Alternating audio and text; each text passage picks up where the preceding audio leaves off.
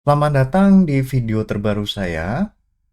Video ini merupakan bagian dari video series yang berdiskusi soal berbagai topik menarik seputar teknologi blockchain dan aset kripto. Video ini diproduksi atas kerjasama dengan Akademi Kripto.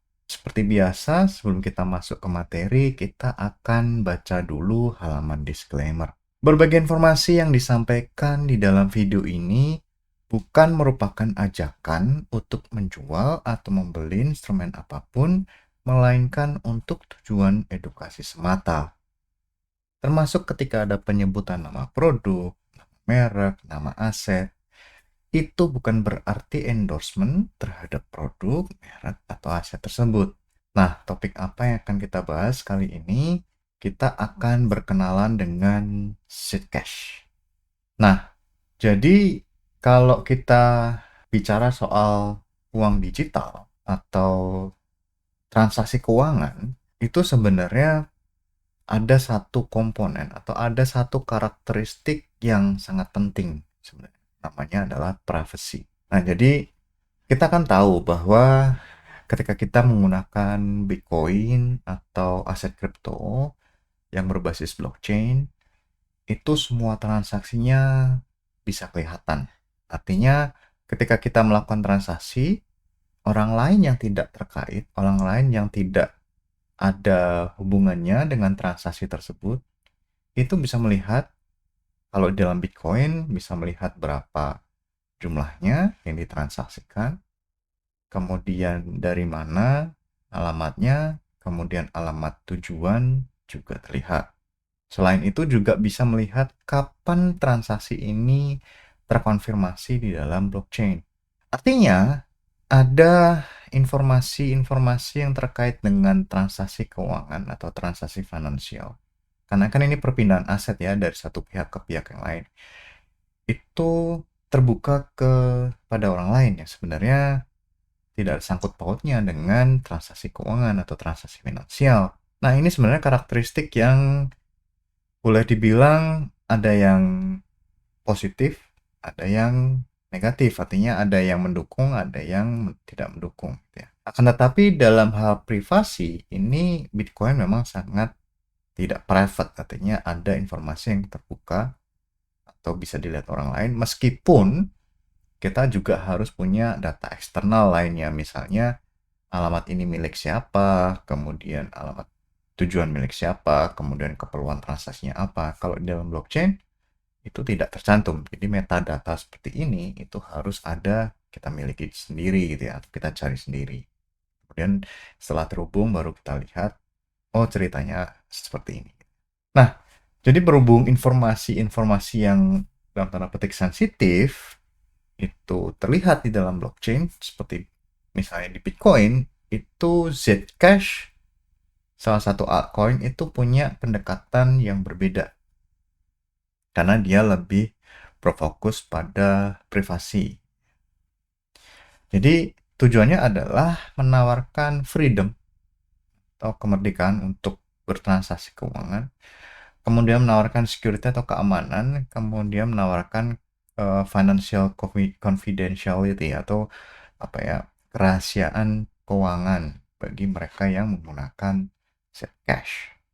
Nah, kalau kita lihat lebih dalam lagi permasalahan privacy di dalam cryptocurrency, kalau kita lihat misalnya Bitcoin dan Ethereum itu sebenarnya dulu pada saat pertama kali Bitcoin muncul itu dia branding sebagai anonymous aset atau anonymous currency.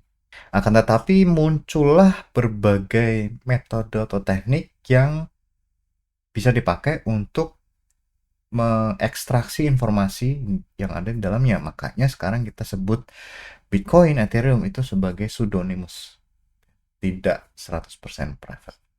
Kenapa? Karena ya tadi sudah saya sampaikan bahwa semua transaksi terlihat, berapa jumlah transaksi hari ini, atau berapa jumlah transaksi 5 menit yang lalu, kemudian alamat-alamat terkait, berapa jumlahnya, itu terlihat semuanya. Ya. Jadi analisis, misalnya analisis statistik, analisis macam-macam ya. itu bisa dipakai untuk tidak hanya melihat tren, tidak hanya melihat jumlah transaksi atau kapasitas dari blockchain tersebut, tetapi juga kadang-kadang bisa melihat identitas dari orang-orang yang terkait di belakangnya. Itu bisa terlihat. Kemudian ketika ada perusahaan, bisnis, kemudian orang-orang yang menggunakan Bitcoin untuk apapun kepentingannya, itu kehilangan financial confidentiality. Ya, jadi ini jadi masalah. Ketika misalnya anggap saja misalnya di dalam multiverse di mana Bitcoin itu jadi alat pembayaran yang sah gitu ya, multiverse-nya seperti itu. Ketika ada orang bertransaksi transaksi bisnis, transaksi pembayaran tertentu, itu bisa terlihat orang lain. Jadi tidak ada kerahasiaan soal finansial. Atau bahkan yang bermasalah yang simple saja adalah ketika alamat seseorang ketahuan, misalnya miliknya Satoshi misalnya. Jadi semua orang bisa melihat alamatnya Satoshi, alamatnya ini. Jadi ketika Satoshi ini menggerakkan asetnya meskipun satu saja, itu bisa jadi seluruh dunia heboh. Ya, karena selama ini Satoshi belum pernah mentransaksikan, sudah mungkin lebih dari 10 tahun atau mungkin 15 tahun ya, tidak pernah mentransaksikan Bitcoin miliknya. Apa yang terjadi kalau dia bertransaksi? Apapun tujuannya ya. Nah, pertanyaan adalah kenapa privacy matters? Kenapa privacy itu penting? Jadi privacy ini bukan soal kerahasiaan, tetapi soal kebebasan seseorang. Kemudian juga soal safety, gitu ya. Bayangkan ketika ada seseorang yang ketahuan bahwa dia punya banyak Bitcoin. Mungkin Anda pernah mendengar berita-berita bahwa ada penculikan terhadap seseorang yang karena orang ini disinyalir punya banyak Bitcoin, gitu ya. Dan jadi kan keamanan seseorang itu tidak terjamin. Nantinya keamanan seseorang itu terancam ya, karena ada rencana-rencana jahat yang ditujukan ke orang ini hanya karena orang lain tahu berapa jumlah Bitcoin yang dia miliki. Itu yang pertama. Yang kedua adalah surveillance. Jadi ada negara-negara superpower yang melakukan surveillance terhadap tidak hanya warga negaranya sendiri, tetapi juga warga negara lain. Misalnya negara-negara tetangga atau negara-negara yang dianggap musuh oleh mereka gitu ya. Kemudian mereka melakukan profiling terhadap resiko-resiko warga negara tersebut atau orang-orang tersebut yang ditargetkan. Nah, ketika si orang-orang jadi target ini melakukan transaksi, itu kan bisa menimbulkan atau membunyikan alarm bagi si mereka yang melakukan surveillance ini. Kemudian ketika ada trade secret dalam bisnis, kemudian fungibility. Jadi misalnya ada koin atau aset yang terkait dengan kejahatan tertentu gitu ya. Artinya koin ini orang enggan untuk menerima karena ada history atas koin tersebut. Nah, itu jadi masalah karena setiap koin ternyata tidak fungible. Kemudian ada hak asasi manusia di situ. Personal autonomy, hak kita untuk melakukan apapun yang kita mau selama itu masih dalam koridor hukum. Itu masih ada dalam payung privacy. Nah, kemudian kita lihat visi dari si Cash adalah privacy preserving digital cash. Kemudian dia dibangun di atas prinsip-prinsip Bitcoin. Gitu ya. Kemudian yang menarik dia ada selective transparency. Ketika kita mau tidak punya privacy, kita bisa, tetapi ketika kita memilih untuk privacy, itu bisa namanya selective transparency. Nah, jadi kombinasi dia menggunakan inovasi kriptografi dengan tujuan yang etisnya tadi kan. Tujuannya adalah melindungi si pemilik atau orang-orang yang menggunakan aset kripto supaya mereka terlindung secara fisik gitu. Atau financial keamanan finansial, kerahasiaan finansial itu lebih dijamin. Nah, kalau kita lihat sejarah dari Zcash adalah dia muncul tahun 2016, jadi cukup tua ya, jadi aset kripto yang bukan baru tapi cukup lama. Dia berada di bawah Electric Coin Company atau ECC dan Zcash Foundation. Nah, yang menarik adalah dia punya jadi salah satu yang mengimplementasikan Zero Knowledge Proof. Jadi salah satu yang pertama yang mengimplementasikan Zero Knowledge Proof atau ZKP. Nah, jadi berdasarkan riset-riset akademis, paper-paper akademis gitu, yang sudah di peer review. Kemudian banyak dukungan dari tingkat global, kemudian juga open source gitu ya. Kemudian si Zcash ini ternyata dari tahun 2016 masih berkembang gitu ya. Jadi networknya selalu di-upgrade. Perbedaan antara Zcash dan Bitcoin. Kalau Bitcoin transparan, jadi semuanya bisa kelihatan. Tetapi kalau Zcash itu ada layer privacy yang opsional. Kita bisa menggunakan atau kita tidak menggunakan juga boleh. Nah, jadi yang membedakan adalah ada dua address. Yang pertama adalah T address, itu seperti Bitcoin, transparent address. Yang Z address itu adalah shielded address. Ya, ini kalau kita membutuhkan privacy gitu ya. Nah, jadi dua model ini, T address dan Z address ini ada di dalam satu ekosistem.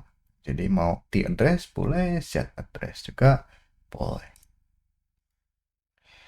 Nah, transparan dan shielded transaction itu apa? Kalau transparan itu transaksi antara T address ke T address. Jadi semuanya kelihatan mirip seperti Bitcoin. Tapi kalau shielded itu dari Z address ke Z address. Jadi pengirim, penerima, dan jumlahnya itu tersembunyi, tidak kelihatan. Kemudian ada satu lagi namanya mix, yaitu ada antara T, transparent address, ke Z atau shielded address, atau dari kebalikannya, dari Z address ke T address. Jadi ini namanya partial privacy. Jadi yang kelihatan hanya kalau di sini yang T ke Z itu yang kelihatan pengirim, tapi kalau Z ke T itu yang kelihatan adalah penerima. Nah, jadi yang apa namanya? Yang memungkinkan kita punya fitur-fitur ini ada advanced encryption. Nah, advanced encryption-nya menggunakan Zero Knowledge Proof atau ZKP. Di Zcash itu berasal dari Zero Knowledge Proof. Z-nya dari Zero Knowledge Proof. Nah, jadi konsep dari ZKP adalah membiarkan kita membuktikan sesuatu. Jadi kita bisa membuktikan sesuatu tanpa harus mereveal atau memberikan detail dari sesuatu tadi yang kita buktikan. Misalnya kita tahu bahwa apa ya, bola yang disimpan di dalam lemari itu warnanya merah, ya. Kita tahu itu informasi, tapi tanpa kita memberikan bukti-bukti bahwa kita tahu. Tanpa harus kita memberikan bukti bahwa kita punya fotonya atau kita pernah melihat dan lain sebagainya. Jadi kalau mau lebih detail lagi, konsep atau strategi atau teknik yang dipakai adalah namanya Zero Knowledge Proof. Namanya Zcash-NARK. Succinct Non-Interactive Argument of Knowledge. Namanya Zcash-NARK. Nah, jadi kalau menggunakan Zcash-NARK, itu kita bisa memvalidasi transaksi tanpa harus mengekspos sender, receiver, atau pengirim, penerima, dan jumlah yang terkait.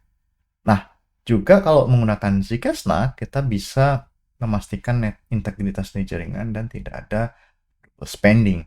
Itu kan yang penting. Nah, bagaimana kita memberikan keseimbangan antara privasi dan transparansi? Nah, jadi privasinya itu dibuat opsional, tidak dipaksakan. Jadi, pengguna itu bisa disclose transaction, artinya memberikan informasi terhadap transaksi untuk keperluan audit atau regulasi. Kemudian ada namanya view keys. Itu untuk selective sharing, jadi memberikan informasi. Jadi memberikan akses terhadap informasi tertentu kepada pihak-pihak yang trusted. Nah, artinya dia Zcash ini bisa compliant tetapi masih tetap private. Ya.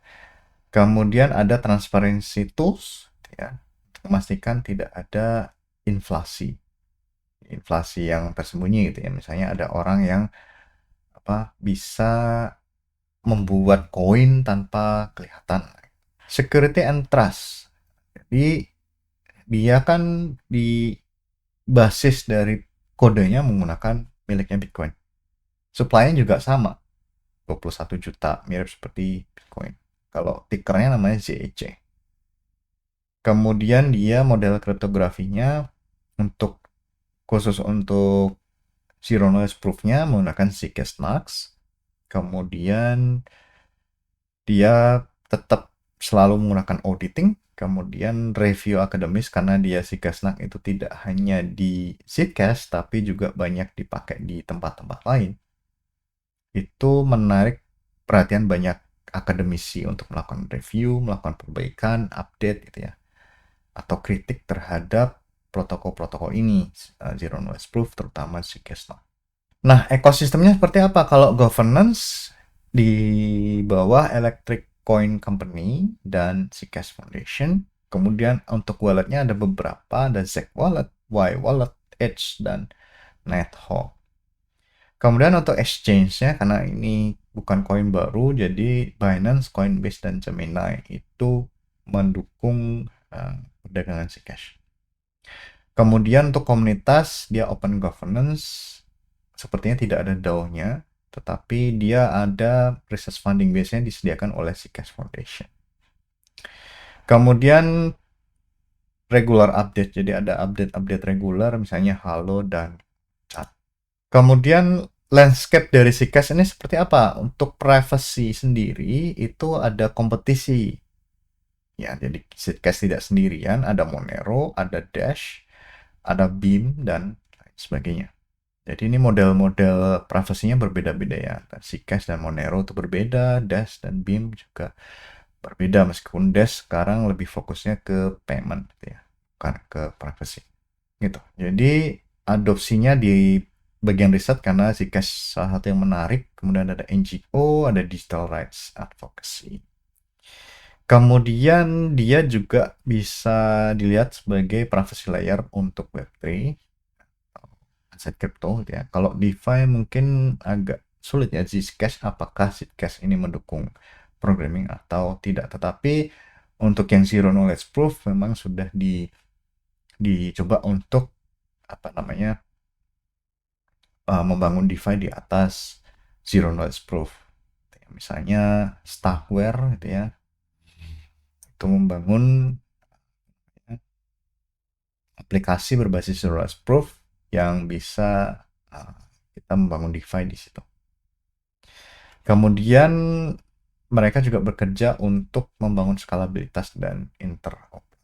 Nah, summary kita tadi sudah bicara singkat soal Zcash, tentang privacy preserving. Kemudian kita juga fokusnya tadi bagaimana Bitcoin itu tidak memberikan privasi kepada penggunanya karena dia transparan, makanya Zcash itu menggunakan zero knowledge proof namanya Zcash Nux. Kemudian ada fitur opsional yang bisa dipakai oleh si user si Zcash ini, apakah mau menggunakan T address atau Z address, ataukah bisa menggunakan view key, memberikan view key kepada orang lain supaya orang lain bisa melihat, melakukan auditing dan lain sebagainya. Dan dia dibangun di atas research dan ethical design. Jadi ide kunci dari Zcash adalah privacy itu bukan kerahasiaan, tetapi lebih ke freedom atau kebebasan setiap individu untuk melakukan transaksi keuangan, seperti itu konsepnya. Sampai di sini video kali ini, sampai jumpa di video berikutnya. Terima kasih.